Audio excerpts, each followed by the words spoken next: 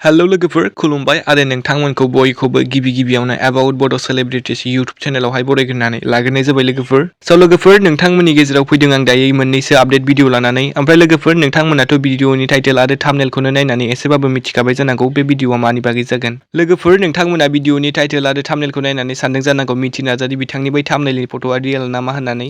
लोगोफोर नोंथांमोना थाम्बनेलाव नुनाय बैफोर मिथि नार्जारी बिथांनि गासै फट'फोरा बिथांनि बावैसो रिलिज जानानै थांनाय गोदान मोनसे बड' मिउजिक भिडिअनिसो लोगोफोर। स' बावैसो बे रिलिज जानानै थांनाय बड' मिउजिक भिडिअनि टाइटेलानो जाहैबाय अ सिमां। ओमफ्राय लोगोफोर बे मिउजिक भिडिअआव जों गाहाय फाव खालामनायखौ नुनो मोन्दों मिथिंगा नार्जारी बिथांजों लोगोसे बिथांनिनो हासबेन्ड मिथिंगा बर' बिथांखौ। ओमफ्राय लोगोफोर नोंथांमोना बे मिउजिक भिडिअखौ नुनो मोनगोन LNF प्रडाक्शन इउटुब चेनेलावहाय। स' लोगोफोर नोंथांमोना जाय दासिमबो मिथि नार्जारी बिथांनि अ सिमां मिउजिक भिडिअखौ नुवाखै नोंथांमोना LNF प्रडाक्शन इउटुब चेनेलावहाय थांनानै नायनो हासिगोन लोगोफोर। ओमफ्राय लोगोफोर सेकेन्ड आपडेटआव दं जोंहा लोगोफोर बर'नि मुंदांखा फावखुंग्रि मनालिसा हाज'वारि, मनीषा मोसाहारि आरो मुंदांखा फावखुंगुर रन्टु बर' आरो थाजिम नार्जारी, सोरां बसुमतारी बिथांमोननि गोदान मोनसे बड' मिउजिक भिडिअ फैनो थांगासिनो लोगोफोर। ओमफ्राय लोगोफोर बे बड' मिउजिक भिडिअनि टाइटेलानो जाहैबाय बबे जाहारनि। ओमफ्राय लोगोफोर बे मिउजिक भिडिअखौ जोङो लाइना सिरियास प्रडाक्शन इउटुब चेनेलावहाय नुनो मोनगोन लोगोफोर। स' लोगोफोर नोंथांमोननो आं बे मिउजिक भिडिअनि ससे क्लिपखौ देखायनि नोंथांमोना नायना लाबानो जाबाय।